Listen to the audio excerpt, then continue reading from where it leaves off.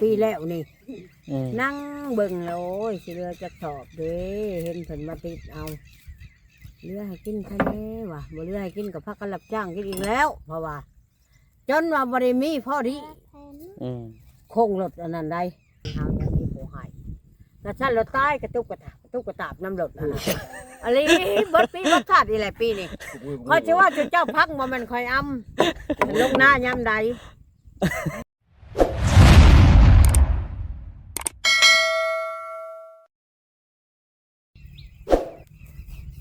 ผ่าหรือผ่าพวกนั้นเนาะ ผ่ากกอันนั้น อ๋อ น่ะ ผ่าบ่น่ะ กกหยังกกเปื่อยบ่ พี่น้องเอ้ยผ่าต้นไม้ มากมื้อนั้นได้ ฮะ มากมื้อนั้นแหละ นี่พี่น้องเอ้ยบ่น้อยสิชูมากกยังไปเฒ่าอันน่ะ กกจิก ผ่ากกจิกป้าตเป็นตาย่านเนาะ โอ้ ได้จะครึ่งนะ ตายเลยเนาะ บ่อยนะฮะ เออ มันซองบุ่มเหรอฮึอาจจะต้องมาว่าใบเงี้ย เขาว่ามันมีควรบ่ไปถามมันแม่นอีหลีบ่ ก็ไม่เอาบ่เห็นเลย เขาว่ามีควรแบบมันพังดินเด้ควรผ่าก็เคยได้ยินบ่ คนผ่าแบบคน กุ๊ก น้อย กิ๊กเราบุตาเลยบ่มีโคนมีหยังเลยบ่มีหยังเลยกุ๊กน้อยเลย เขาว่ามีควรอยู่2 นิ้วนี่พังดิน บ่เป็นตาได้จะไปหาอยู่ไกลกงใหม่เนาะ ผู้บุญร้ายก็จะได้ บุญมีเนาะ อืม วันทอง บุญมีแล้ว ในเท่านี่ก็สิบ่มีบ่บุญพอได้เห็น ไอ้กี้ โอ้ยบ่มีแล้วแหละแต่นี่หาตายก็ยังบ่พอ ด้ามบ่ยาวหรอกค่านี่ด้าม เออ แต่นี่หาตายยังบ่พอ เก็บที่เก็บบ่อย คนที่มีแบบใจบริสุทธิ์อหลีบ่จักเนาะ จังได้ อืม ได้ร่วงหนึ่งจับไปปล่อยใส่จับไปบ่จัก น้อยนักแล้วจังสิเห็นเนาะ คนหิมูแล้วดำ คน เล็ก น้อยๆลำเล็กนี่ สีทองมันมาเอาเนี่ย เออ ทองเหลืองนี่ เขาว่ามันมีควรเขาว่าหาบ่ได้ให้ผู้เฒ่าไปเบิ่งเด้อบ่แล้วมันพังลงดิน ทำมันเห็นมัน ลงแนวควรก็ควรนั่นน่ะเนาะคนมีบุญวาสนาจังสิได้เห็น บุญวัฒนาได้จังได้คือรถนี่แหละบ่มีบุญนี่ก็บ่ได้เนี่ยถ้าถูกร้ายนี่บุญมีอะลิ บุญมีนี่ฮะ บุญมีได้เพิ่นจังให้ แม่น บุญบ่มีเพิ่นบ่ให้ผ่านมา100 คน1,000 คนก็เห็นได้เอาแม่เนาะ แม่น อันนี้ก็ดีอยู่เพิ่นก็เห็นเฮา อันนี้วาสนาแบบ สงสารวาสา เห็นเลยกับตาเลยนี่เนาะ บุญวาสนาเฮาแหละอันนี้เพิ่นตกมาให้เฮาเห็นกับหูกับตาแหละแล้วบ่ได้ตัวได้อ้ำให้เลยแล่นมาคอมเมอร์นี่แหละก็ดีอะลี แล่นปอกใกล้เขามือเลยเนาะ ใกล้คอมเมอร์ใกล้ไปใกล้มา ใกล้เฮือนบ่น้อยเขามือทางมื้อเช้าน่ะบ่เห็นไก่จักไก่ตอนใด บ่บางหนึ่งนี่เด้เรามาเราแปลงแล้วแล้วจ่าแล้วก็มาแล้วแปลงอันนั้นมันดี นี่พวกพวก อืม แล้วเอาตัวใหม่ใส่ดิ นี่ก่อนนี่พวกพวก ของปลาเผาได้ลูกมันปลาเผาเห็ดทา อันนี้กับตาลีอันนี้ กับตา เนาะ แล้ว แบบไวทันใจลีนี่ ใจแล้วเพิ่นให้อย่างนี้แล้วไว้ บุญวัสนา บุญวัฒนา ไขมันตัวนี้ อืม ผู้ให้เพิ่นก็จังให้เนาะ เพิ่นให้จังให้มันเพิ่นให้เฮาก็จังให้จังได้ ผู้บ่ได้ก็บ่ได้ได้ บ่ได้100 คน1,000 คนก็เว้นมีไผได้เอ้ายังดีอยู่เพิ่นยังเก็บอยู่ดูสงสารเฮายังมีผู้ให้ถ้าฉันรถตายกระตุกกระตาบน้ำรถอันนั้นอะไรเบิดปีบัดชาตินี่แหละปีนี้ค่อยสิว่าเจ้าพักบ่แม่นค่อยอำลงหน้ายามใดเฮ้ยพุ่นได้ไปน้องพังพุ่นได้แต่เอาข้าวเขียวได้บาทนี่ เออ ก็สิบ่มีกินนี่ โอ้ข้าวเขียวบ่ เอาเงินข้าวเขียวนี่ดับนั่นได้ดับนี่หวานก้าเอาเงินมาแล้วเอามาเท่าละล้านแป้งกระตุกกระตาบ เออ 3 ปีนี่แหละได้บ่ได้เอานี่กระตุกกระตาบได้รถอันน่ะอะไร พัวตลอดเนาะ พวดตลอดดำนา ไม่ขาย ได้ เล็ก เข่า ขา เลย พัน เนาะ เด้อบ าทนี่เฮ้ยบาทเห็นได้บาทนี่ติดแล้วบาทนี่มาติดเอาแล้วนั่งเบึ้งแล้วบาทนี่เอาเรือสำได้ก็กินว่ะ3 รถ4 รถ อืม อันเพื่อสิได้กินนั่น10 กว่าสอบคนเข้าน่ะไปเท่านึงน่ะถามได้หมอแป่งนั่นฮักก็บ่ได้เอาน้ำ2 ปีนี่ อืม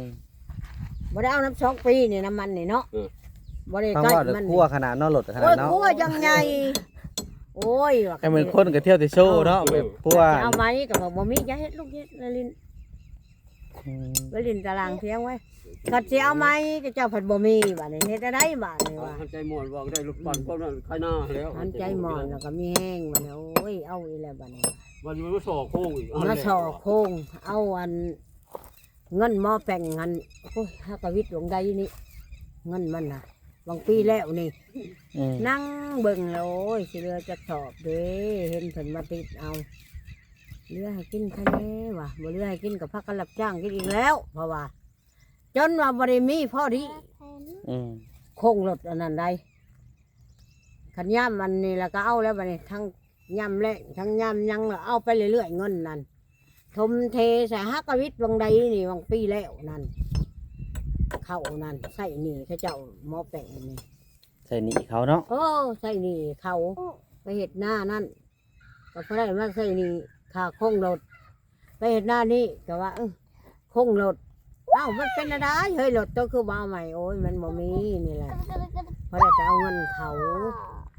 าเสียละล้านปลายเลยสัตว์ อืม ไปแปลงกระตุกกระตาบ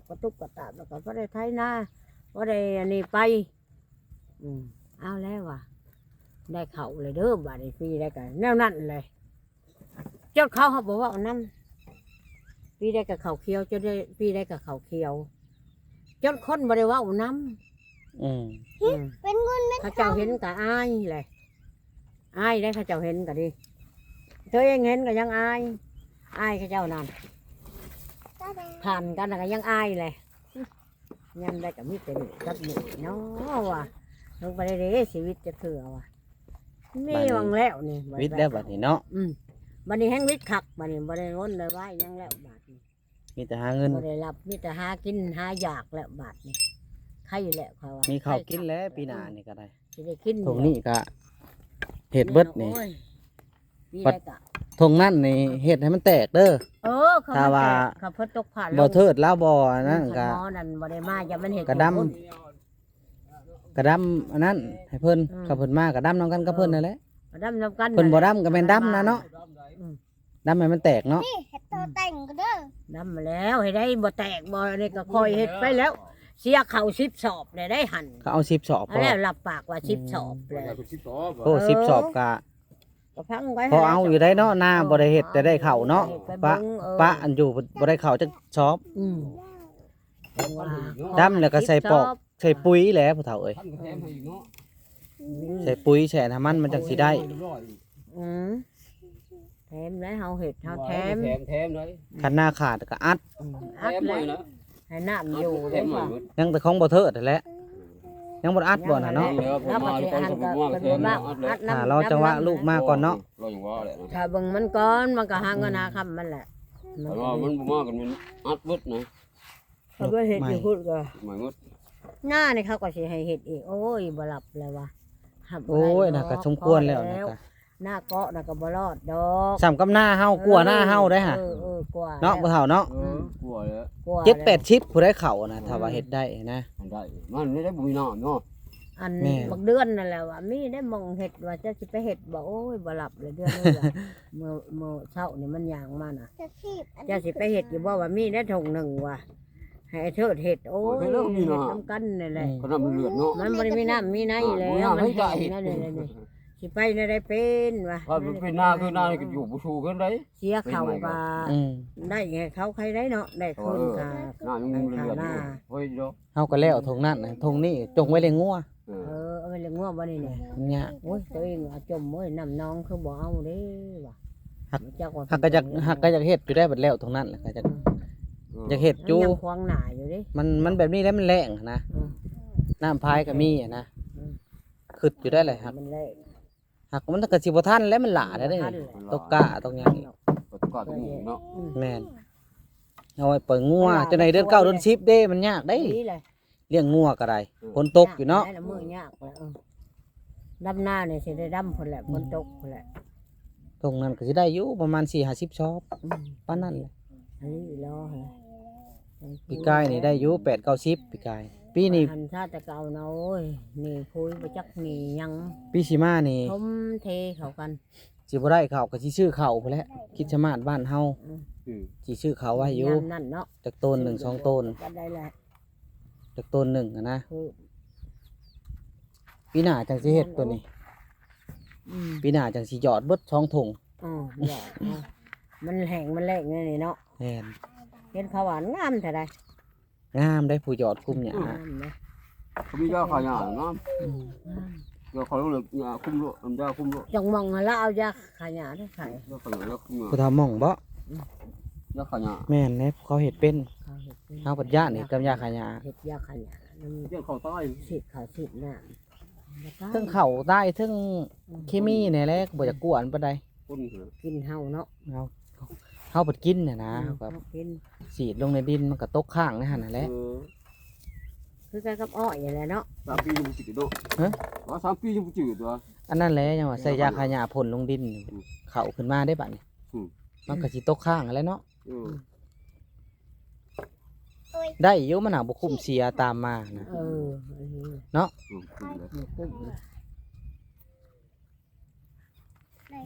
มันบ่คือใส่พุ่นใส่ อืม ปุ๋ยธรรมดาปุ๋ยยังธรรมดานะแต่ว่ายาขยะมันอยากแห้งได้ แห้งมาแล้วฉันจะว่ายาขายหยามาซะหยาตายหมดในอ้อยในเขาเจาะก็ได้ ออกมาอยู่ปีกระเมาะเนาะ เมาะอยู่ มันแบบบรรยากาศพี่น้องเอ้ยนี่ เป็นถงเป็นทาง บ่มียุงเนาะเนาะกลางคืนมีบ่ บ่ได้ดอก มีอยู่บ่หลาย หลายแล้วมันบ่มีต้นไม้บัง พื้น บ้านอยู่นี่อยู่ได้บ่ปักอยู่ มีแต่ตัวใหญ่ๆเนาะกับบ่ไกลกันมาได้กับเพื่อนบ่น้อยกันเลยประมาณ300 เมตร ภาพอันนั้นนี่ เอิ้นจะกันก็ได้ยินเนาะ ก็เห็นเนี่ย แม่อยากไปบ้าน คันมีอันนี้น่ะน้อยเนาะนี่อันพื้นไม่ใช่ไปบ้านพ่อฮะ โอ้ยไปเพียงดี ยังเหลือแต่โคกอันนี้แหละบ่อนเลี้ยงงัวซะแหละพี่น้องเอ้ยนี่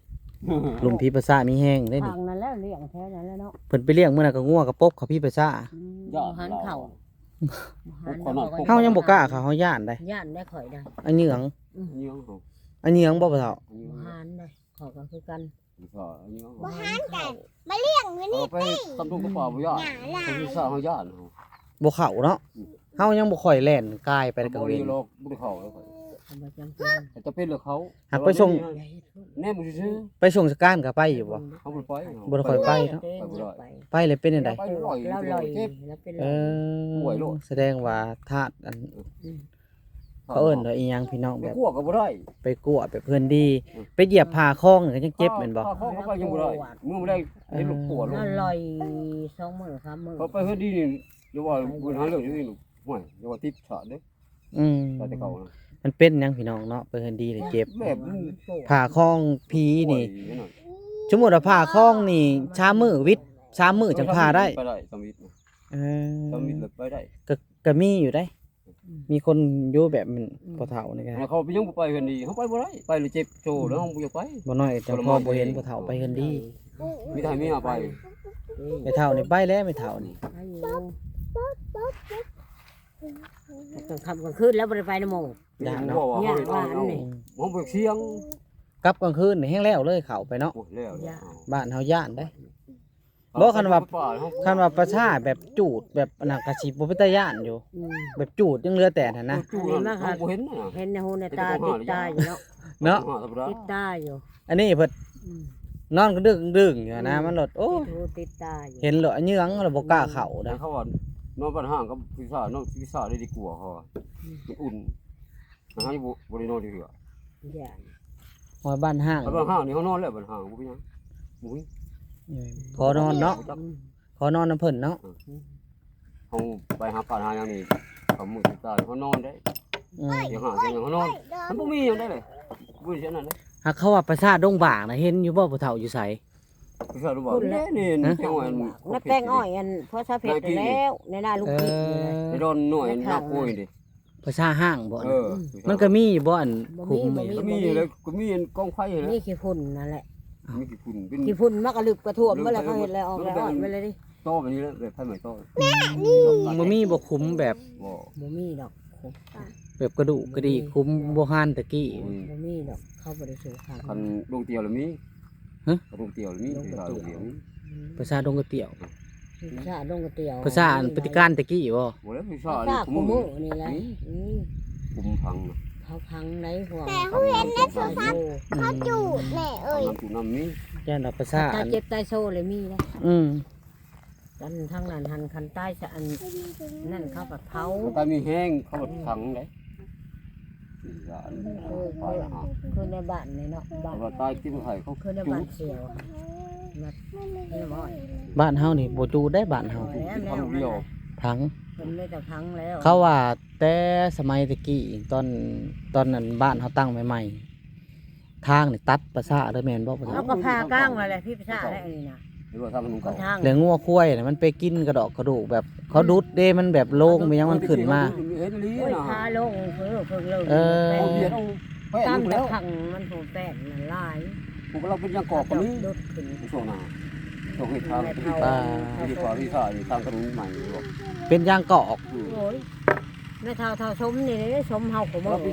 ในบ้าน เขา เฮา ดูดนะ แม่เท่าเน่านั่น กำลังแบบ ลาวาว เลยเปื่อยเลยเปื่อยนะ แบบเป็นยางกอกแบบนิ้นอันนั้นเนาะ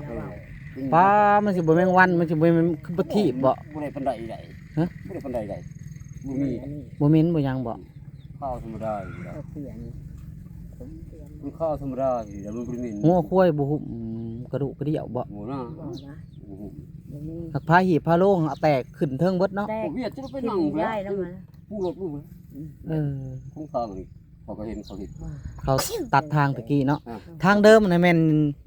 ทางส่วนพุ่นเนาะทางเดิมเนาะ พิวซาที่ภาคพิวซา น่า ตาม เช็ แห้ ค ง แกะอันนี้ทางเดิม เออ พิวซาตามแห้งเขานี่ ทางเก่าเบื้องนั่น กระดุกกระกางเลย ทางแดงๆนั่นอันทางอันนี้มันตัดใหม่เลยทางกลางอันนี้ แสดงว่าโน่นที่ โอ้ย เป็นคูนมันยังเขาทมมีประชาทมเนาะอันนั้นเนาะ แม่นบ่เลย ลุงเลยแถวนั้นนี่คุ้มลุงเลยแถวนั้นโน่น มันโน่นเน้นๆเท่านั้นเนาะ แม่นบ่เลย เออ ทางเบื้องนั่นเบื้องนี้นั่นทางกลางเลย เอาหาเขามาอยู่เฮาก็บ่ฮู้เนาะ นู่นนู่นเป็น ทางกลาง นี่ เล เลย ย อืม ทาง ทางกลางไปเลย โอ้ว้าวเป็นตาย่านทีเนาะ นู่นอยู่นั่นแหละเขาดูเขาดู ทางกลางเลยนะ มาเลยเขาดู อืม กลางคืน เวียดเอาแป้ง เอาเพจอย่างเนาะ เอาไปนั่งในรถ เนี่ยไปนั่งเล่นแม่ ผมเป็นใหญ่เนาะเอาขึ้นไปใส่รถดุดนี่เลย เขาก็บ่ย่านเวียดเนาะ จังหวะ ดุด อยู่กันเลยแล้วสินะทางนี่ได้ ดูดไปเลย กระดูกกระเดี่ยวเขาเอาไปใช้สับไปแล้ว เขาก็ฟังนั่นแหละ พัง ฟัง แล้ว กัน แต่พังอยู่ใน พังรวมมันแน่นในพุ่นบ่แม่นที่เพิ่นเว้าว่าต้นบกนะบ่พังอยู่ต้นบกนะบ่ พังรวมแถวแม่นหมดเลย เออ พังงานออก จากของไผของไผโหบ่มีก็บ่ได้ก่อได้แก่แล้วก็บ่ สม จื้ มุ อ ติว่าเขาง่ายสมมุติว่าเวียดดุดขึ้นเฮากับไปใช้หันไปตรงหัน หากเขาคือว่าเป็นภาษาใต้หูงและภาษาใต้เจ็บไข้ อืม แบ่งกันบัดนี้บ่ แบ่งแบ่งเด้ตะกี้ก็เป็นชนคือกันแล้วมันก็ต่อกันอยู่ มันก็ กัน เป็นด เจ้า อน เฮ็ด นี่ ทาง มัน มัน ก็ ก็อ ด ยู่ อน คนละขั้น ดอนมัน หากเขาพังเขาคือบ่พังเวลาตายนะคือไปพังทบุญกับมีจ้ะ เอาแต่เก่าดิจ้ะ แต่ก็ เก่าตะกี้เขาบ่ได้ปนก็ได้ ปุ้นเดี๋ยวนี้ฮะ ปนเดี๋ยวนี้จังไปได้ ผัวนางหลัดเด้เขาตีอยู่กรุงเทพมาปีน่ะเด้ เออนะ รู้จักแล้ววะ นอกกระต่าย ตายหุงกับ กระต่ายนะก็พังอยู่สนพุ่น ตายไข่กับพังอยู่หั่น พระคุ้มบ่เท่าสวย บ่ได้ตัวอันตายอันไข่ก็พังเขาอีกได้ แม่มันเลยมั่วเขาเลยบัดนี้เนาะ เหมาะสมแล้วบัดนี้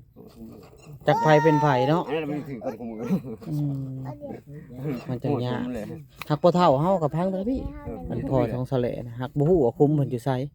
มันใกล้พุ่มพอ มัน ดี หึงเลย ใกล้กันก็พอ ว่ามันลึกเพิ่นแล้วบ่ อยู่นั่นแหละ จื้ออยู่บ่ อยู่ในบ่ได้เฮา ว่าจะเบิ่งไปเฮ็ดอุโมงค์ให้ มัน เพิ่น อ อยู่ ยู่ แค่มันคลอง แต่สะแหลน้อยๆพุจักปีมันเช้าหรือบ่ มันแต่สิได้เลยเนาะแต่เขามาสินยังน้อย โอ้ถึงชิ้นมันเกิด หักกันยังเป็นหูปเป็นคูนอยู่เนาะ อืม หักบ่เท่าสิจื้ออยู่ดอกเนาะ อีกคนยังท่านเมียผู้ อืม ยังเป็นทหารอยู่ ทหารน้ำเขา คุ้มดูก็รับไปนำกันอยู่ คุ้มน่ะอยู่สนพุ่นบ่ อยู่ทั้งลุ่มบ่ นี่นะอยู่ในบ่กันคู่เด้บ่มันของมัน พวกก็เลยกินเขาไปเลย อันนั้น ของลุ่มของอันไหนบ่ บ่เขาเฮ็ดเอื้อนนี่ใกล้บ่เขาเฮ็ดเอื้อนนี่นี่บ่ของลอยนะ อืม ใกล้ต่อกันไปหั่น ต่อยับไปหั่นเนาะ มันกันอยู่จะคล้องมันอยู่แค่มัน คง คู่หัน มันเมียเท่าไหร่ยี่หันถากน่ะเนาะ ยับลงหลุมไปนิดนึงเนาะ มันอยู่คู่มันอยู่ข้างคู่ทางเลยอยู่คู่ทางกัน อืม มันหึงไม่ก็แค้นก็ฮักแล้ว โอ้ยมันก็รักมันก็แด่อยู่แล้ว รักก็ยังเห็นอยู่บ่ ยังรักแต่ของพ่อเขาตายของยายเรื่องมันได้บุกทิ้งเลี้ยงมันหลอนเลยเนาะ อืม หลายปีแล้วเราเสียแต่เมียเฮาน้อยๆไปแล้ว เขาบ่ได้ไปวนไปไหว้ได้ตัวเองก็ได้ แล้วเฮาจะบ่ แต่ ค่อย เขาเป็นทหารจะปี เฮาบ่ค่อยเข้าไปใน เป็น ซุ ท มื้อ หารเป็นทหารมา ย่าน บ่เอาเมียอีกจะปีบ่นี่ แต่ว่า ปี บ่ จิตบ่แข็งเนี่ยบ่กล้าเข้าได้เนาะ ขอโทษทหาร2 ปีจังได้เมีย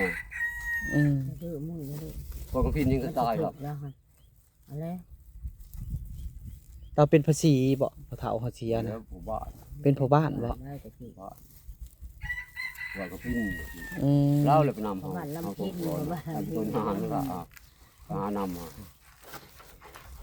ใช่ก็ไปหานำเลย ที่น้องมาเขาก็ว่าหาเล่าแล้วก็ไปหานำแหละนำก็บ่เห็นดอกนำเฮาพวกเพิ่นรีบ เห็ เพิ่ น น ไหม หา ลูก เนาะ ไปพุดเล็กแล้วมันไหล โอ้ตูนที่ตัวทหาร อืม โคกทับ ตามภาษา ตกหวย 2 ปียังนำอยู่โห เวลา เจ้าก็จังเห็นพ่อเฒ่าเนาะ ยัง เราจะไปนำห้องแล้ว อืม จะไปนำห้องตัวทหารพุ่นแหละ เอามือมาแม่เขาจะดับใส่เอามือมา แต่อายุ14 ปี แม่ 15 ปี น่ะ แล้ว นี่ ฮะ เฮ้ นี่หาเนาะ14 15แล้ว เฮ้ยจะมา เดี๋ยว ใส่ มัน ละ สักปีแล้ว แต่ 4 50เนาะ แม่ ใส่เลยนะ 40ปีแหละ แสดงว่า20กว่าปีแล้วเนาะ รุ่นน้องเราก็ยังเงิน แต่อายุ14 15 16ปีแต่16ปีอ่ะ 20กว่าปีเนาะ แม่ตาย14แม่ตายปลาย14 ปี โตแดดส่องหน้าพ่อเฒ่าแล้วบาดนี่พี่น้องเอ้ย แม่ตาย14 ปีเขาก็เอาเมียก็ อืม หอดไปเป็นทหารก็2 ปีไว้ต้นทหารอีก2 ปีอีก4 ปีอีกแหละแล้วก็14 15 16 17 18แหละเนาะ18 ปีแหละ ปลูกบ่ไม่เฒ่าพักอันนี้ก็ได้ ใช่ มักอึบ่นี่ มักอึนะลิกแล้วซื้อในมันมาในใส่ มักปลูกเนาะกะลิกเนาะ ปลูกจะให้เลย ไก่ต่อนะ ก้อยดิไปกิน นี่เด้เขาเพิ่นก็เคี้ยวเด้พี่น้องไอ้ดำมื้อน่ะติดเลยเนาะ เด็ดติดทำนั้นแล้วน้ำมัน โอ้ชีวิตไก่อยู่บ่แถวนี้เนาะ ไก่น้องก็ไก่น้อง หากินน้ำอะไรแหละแล้วหัว อืมเคี้ยวเลยได้ติดบัดนี้ แล้วแต่มันบ่เลยบ่หลาย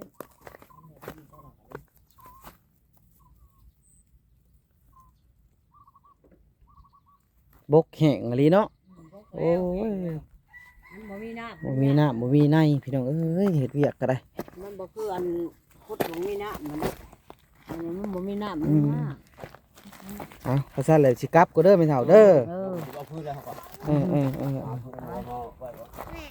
อของเล่นให้ สบายดีสบายดีจัดเลยนี่ก็ได้ไปหาแกไม่เกี่ยวต่อ สิไปนำกันบ่ไม่เฒ่าก็ได้ เพิ่นน่ะแล้ว ไป ไป พ่อก็ไม่ม่วงพ่อไม่ไหวแล้วจ้ะ นั่นน่ะมันนี่นะ เจ็บผมเลย เขาจะว่าจะให้ตัดออกก็เอาติ้วน้อยๆแน่ๆในคันจะจุกมันก็ตัดดอก อ๋อก็บงม่วงในหน้าน่ะสิไปบักมื้อแรงนี่บ่ พวกหมูนะเป็นหยังเนาะ โอ้ยตัดออกแล้วแหละ พวกหมูตัวมันตายอยู่ เออ แล้วก็พวกติ้วน้ำคันไหนข้างหน้าและ